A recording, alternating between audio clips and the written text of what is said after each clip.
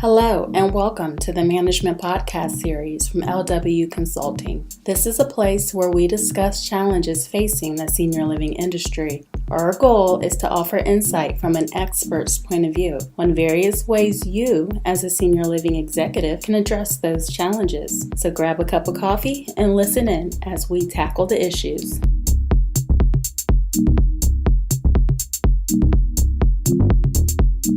Today, we are joined by Emile LeDoux again. He is a senior consultant at LeDoux Consulting. Emile, thank you for talking with me today. Sure.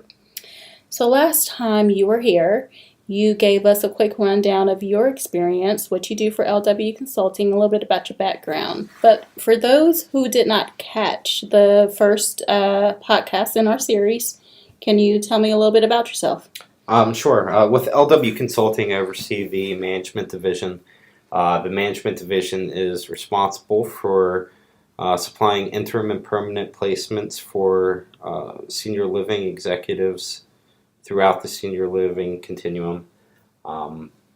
We also do consulting work in housekeeping, laundry, and dining services. So if we're doing mock surveys, operational assessments, or mentoring programs, I would represent LeDoux Consulting in those areas.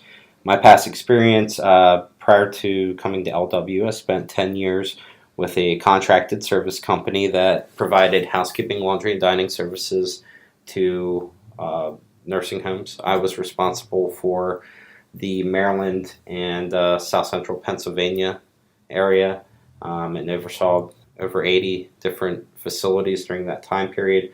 Prior to that, I worked for Coleman Natural Foods, where I was in charge of food safety and regulatory compliance, and spent 7 years with Snyder's of Hanover Pretzels, where I was in charge of food safety and quality systems auditing. Very nice. So with all that experience, I guess I can say we can consider you an expert in the subject. Thank you. I do want to talk to you a little bit today about dining services. I think last time you were here, we focused on housekeeping and laundry, but let's dive a little bit deeper into dining services. What kind of advice would you give to a newly hired dining services manager? I would recommend that they're present for the meal service. So while the meals are being prepared, that they're actually on the floor, they're working with their team, they're taking a look at what's being cooked, how it's being cooked, and how it's being plated. If there are multiple managers or an assistant manager, I would recommend that them covering the other meals. I think there should always be a manager available during meal prep and service. I recommend that all the managers in the food service eat the food that your staff prepares. You need to be happy and satisfied with the quality of work that they're doing and really understand what you're giving out to the residents. And that's extremely important now, more so than it ever has, and it's going to continue to grow as we take a look at the patient-centered care and the expectations from the residents. Have increased and are going to continue, and I think that's a great thing. And you really want to make sure that you're providing the best quality food possible. Make sure that the menus are present with the cooks and that they're being used. Just from experience, I've seen some things over the last couple of years that have blown my mind. Do sample trays daily. Use that as the meal that you eat for the day. So gauge the temperature at the end of the process, make sure it's within specifications, and also that the food still tastes good and is palatable. Conduct satisfaction surveys on a daily basis with a couple of the residents. Make sure that they're satisfied with the food and kind of gauge their opinion of it. And also make sure you're having monthly meetings with the residents, at least once a month, where you can talk about the food that you're providing and see if they have any recommendations for changes or any feedback that they can give you that's going to make the process even better. There was something you said about the menus being present and that they're actually cooking from those menus. So are you saying that that should be the end-all, be-all? I mean, are you seeing, are there facilities out there that actually offer custom meals to? Yes. Well, I misspoke. I should have said recipes. Okay. Make sure the recipes are present. But yes, almost every facility has a separate meal. They usually have a meal, primary meal, an alternate meal, and then there's always can order food. Okay. So that might be a sandwich, it might be a hot dog, it might be a salad. Okay, so those things are okay. Oh, absolutely. Yeah, yeah. When I was talking recipes, I saw food that greatly differed from the final product with ingredients that weren't supposed to be in because the particular cook liked to add their own view of how things should be cooked. Gotcha. Thanks. Which, from a nutritional standpoint, could be very dangerous, and from an allergen standpoint, could be very dangerous. Oh, I bet. Yeah. And, yeah. Okay. That's my thoughts on that. All right. Thanks for clearing that up. So, talk to me a little bit about the types of systems or programs that should be in place or implemented within the dining department, just to make sure that, they're remaining in compliance and, all of that good stuff. Are there certain systems or programs that they need to be adhering to? Oh, absolutely. One of the things that I have seen in the dining departments is a lack of training. The mandatory training is there, but anything beyond that, even talking about temps and the process is lacking. So I think that you have to go above and beyond what the minimal expectations are to really identify how you want your food to be served, and the knowledge of your employees. Because I'll often talk to not the cooks, but the line staff and ask them specific questions and find out that they really do not know the expectations for food service. So when we talk about some of the operational needs or the programs, we're going to talk a lot about temperatures. Temperatures of the dishwasher and the 3-compartment sink. Making sure that's logged on a daily basis. Cooler and freezer temperatures and making sure that they're being logged. And that they're being logged accurately. You're not using the wall-mounted exterior thermometer, but the one that's actually hanging inside the refrigerator or the freezer. And I am amazed every time I go to do an inspection because almost every single time I find that they are missing a thermometer. That you have a process in place for leftover cooling program. That you're monitoring to make sure that is cooling within the appropriate time period. That you have a cleaning schedule and that's being followed. And that you are obviously checking the food temperatures throughout the process, making sure they're maintaining the appropriate temperature. So it sounds like essential documentation and training around these areas is key. Yes. in the dining department. Yes, documentation and making sure everything is filled out and appropriately taken care of, yes. Okay. Let's talk about that annual inspection, because I know that's top of mind for a lot of people too, and it's a stressful time when you're up for annual inspection. What kinds of issues should a dining department manager focus on prior to the state inspection? Well, again, you want to make sure that the training is all up to date, that's done on an annual basis, and that you have documentation of that. One of the biggest areas with the food storage, making sure that food is labeled and dated. That's a very common tag. Also, that you don't have condensation on the ceiling or dripping off the cooling unit. That you have good airflow throughout the storage area. That the storage area is clean. That you have a leftover policy and it's being followed, and the leftovers are clearly dated and labeled. I guess I should probably do that within my own kitchen. Yes. For example, like if a facility was using all their leftovers for soup, which tends to happen if you have leftover beef, you want to chop that up and you want to use it into a vegetable beef soup. Okay. If you are not using a policy or following a policy and have documentation for how that beef was cooled down, and you then use that beef in the soup, what you're then doing is creating danger. You also want to make sure all the temperatures we just talked about, the freezer temperatures, the food temperatures, everything is documented accurately. If you're missing a temperature, then you need to go through the right process.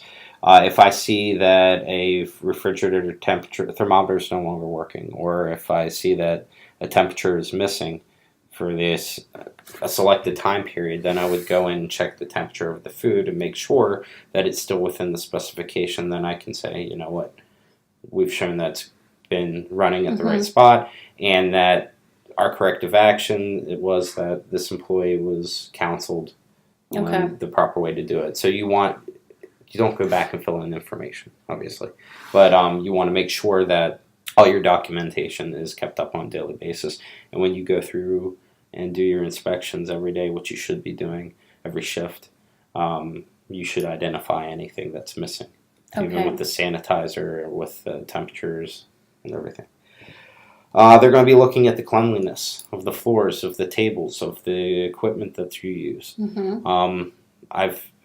If you go back into the sink area where everything is clean, do you have a buildup of water on the rim of the different equipment that you're using, or pots and pans? Because that could be a spot for pest control or pest issues. Also up above you on the ceiling, because you have all this hot water, you're going to have condensation. Do you have potential condensation dripping down on the clean thing? So anything on the ceiling now is going to be dropping down to the clean equipment. Are the diets being met? Are the allergens? Is everything being taken care of as it should be for each particular resident? Is the food processed in a manner that they can eat safely? Are you serving your residents at the same time in the dining room? So if you have 4 people sharing a table in the dining room, are they all served at exactly the same time? Or does one person sit there without food? That, of course, is a dignity issue. Sample trays. They will do a sample tray. So you want to make sure that you're doing sample trays on a daily basis. You're making sure that the temperatures are good, and that the food is palatable and looks good, tastes good. So to me, I mean, from what I'm hearing, the buck stops with the dining department services manager. I mean, not that all of this is falling on their shoulders, or maybe it is, but they are the ones who are responsible for the tight operations. Absolutely. I mean, it goes back to the training.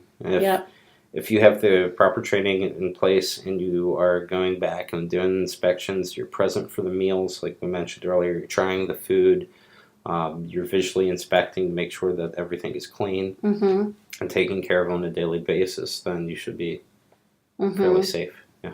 Okay. So, you know, we're talking a little bit about the annual inspection and what the focus should be prior to that inspection. What kinds of deficiencies are you seeing in the dining department? What you're going to look at is federal tags 800 through 814. The most common one I have seen that across the board is 812, which is food procurement for storage, preparing, serving, and making sure things are in a sanitary manner. That basically covers everything in the operations within the kitchen. Okay. So, say your temperatures are off in the cooking process when they're served, coming out of the kitchen, that could be hit on there. Say that you have issues, almost saying the issues that we talked about with the food storage, that would all fall under that. The sanitary, so just say your sanitizer's out or not logged properly, say that there's condensation over the cleaning area, all of that could fall under 812. Another big one is 804, and that's nutritive values and appearance, palatable, and making sure the temperatures are correct. Okay. So that would be for anything that's received out by a resident, the temperature, or it's doesn't have the right consistency, so on and so forth. Okay. And one last question I do want to ask you. I want to make sure that we do get around to this, and maybe you can shed some light on this just for me and our listeners. Where does emergency preparedness come into all of this, or does it? You want to take a look at your emergency supply of food. Make sure that you do have food set aside in dry storage. If you have a small refrigerator that is hooked up to power that is supplied by the generator, then you're okay. You could use that. Make sure you're swapping out food as it expires and water. Okay. Because I've seen that as well. Make sure you have menus for it. So if your plan, your written emergency preparedness plan says that you have the ability to wait in place for 3 days, then you need 3 days worth of food. And you should have it all planned out for menus for breakfast, lunch, dinner, and how you're going to supply it, what you're going to cook. Is there a standard? Should it be 3 days? Should it be more? Is 3 days the minimum requirement? There's not a minimum requirement. It's up to the individual community. Okay. I've actually talked to Life Safety about that.